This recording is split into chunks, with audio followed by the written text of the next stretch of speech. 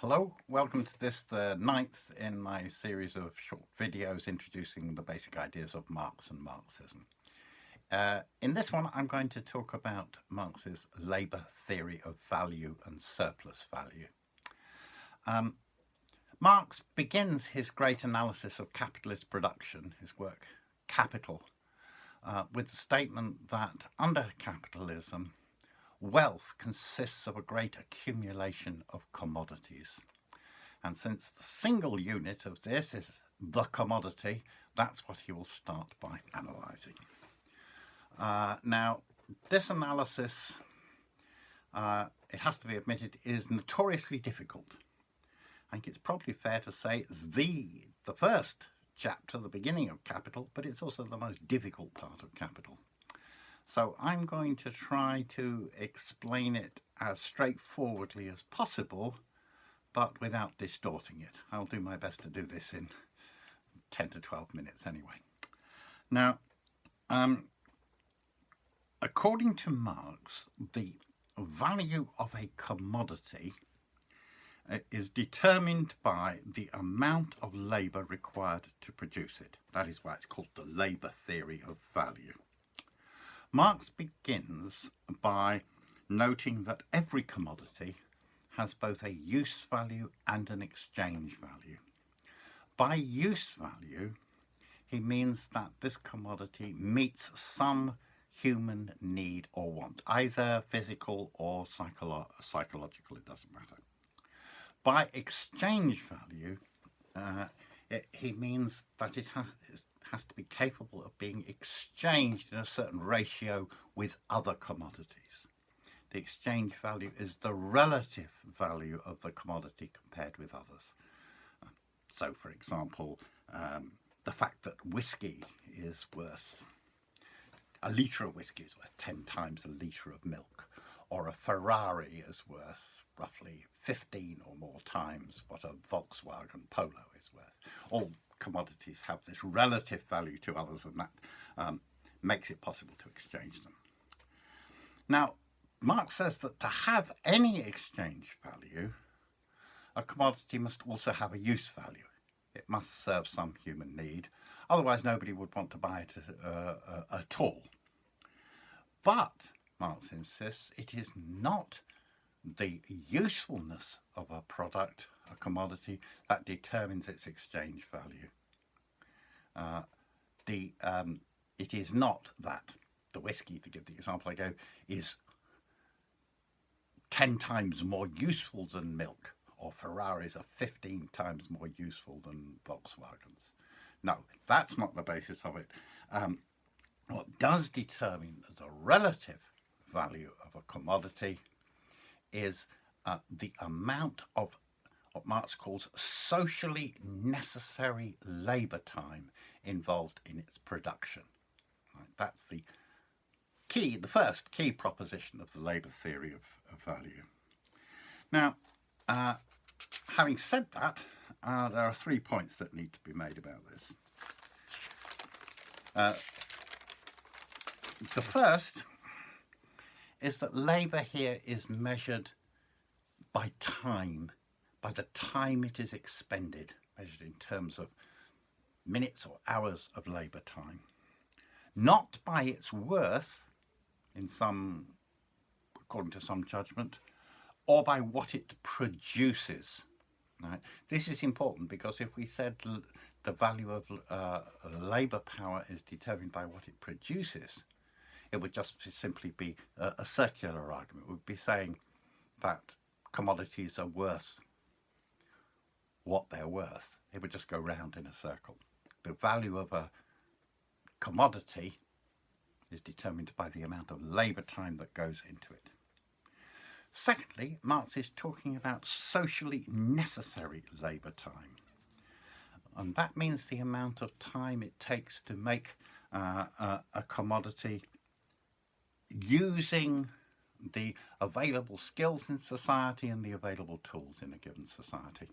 Consequently, a table made, for example, by a poor carpenter with poor tools, which takes 6 hours to make, is not worth double what a table made by a good carpenter with the available tools, the standard tools of the time, that makes it in 3 hours. It's not worth double that. That would be wouldn't work at all in society.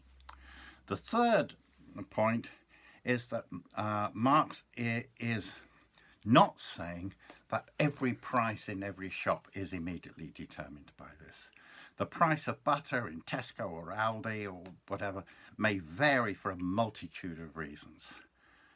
Value determined by labour time is the underlying core around which immediate prices fluctuate. Right. Now, a common objection to the labour theory of value is to pick on an exceptional commodity, say a painting by Picasso, and say, how can the labour theory of value explain this? And if one supplies a long and complex explanation for the Picasso, the next question is, but what about the Koh-i-Noor diamond or Elvis's jumpsuit in an auction sale or something like this? Now that can go on forever, but the point of the labour theory of value is not to explain every freak price, but to explain what underlies the literally hundreds of millions of exchanges and transactions that take place every day in capitalism. And here the labour theory of value is very important because it shows that in the end, all wealth creation and all profits come back to human labour acting on nature. Neither wealth nor profits are created by brilliant entrepreneurs, as they would have us believe, nor, despite the illusion of the stock market and currency speculation and so on, does money by itself make money. In the end, it all depends on human labour. And if through speculation, stock market prices or currency values rise far above their real values, then it's like stretching a very strong elastic, and sooner or later they will be pulled back down to earth. The other reason why the labour theory of value is crucial is that it shows how workers are exploited. It's worth remembering that the major capitalist economists like Adam Smith and David Ricardo shared a labour theory of value until Marx used this theory to demonstrate how workers are exploited. When that happened, the bourgeois economists recoiled from the labour theory of value and shifted towards a subjective utility theory, which is taught in universities and so on in mainstream economics today. Now, the way Marx used the labour theory of value to show exploitation was to apply it not only to goods, as Adam Smith or David Ricardo had done, but also to the commodity of labour power, which, as we've argued here, is fundamental to capitalism. What, Marx asks, determines the value of workers' labour power when it is bought by the capitalists? What, in other words, fundamentally determines workers' wages? Marx's answer to that is that the value of labour power is determined in the same way as the value of other commodities is determined, by the amount of socially necessary labour time involved in its production. So the underlying value of workers' wages is based not on the value that the worker produces or on what bosses or society might consider its worth, but on what it costs in labour time to produce and reproduce it on a regular basis. It is the cost in hours of labour time needed to feed the worker, clothe them, shelter them, educate them, etc. That is the basis of the workers' wages, plus or minus the influence of struggles, strikes, etc. But when the capitalist buys a worker's labour, per say 40 hours, they don't just own that labour power, but also the product of that labour. And human labour is creative. It works on nature to produce new value. Consequently, the worker who works for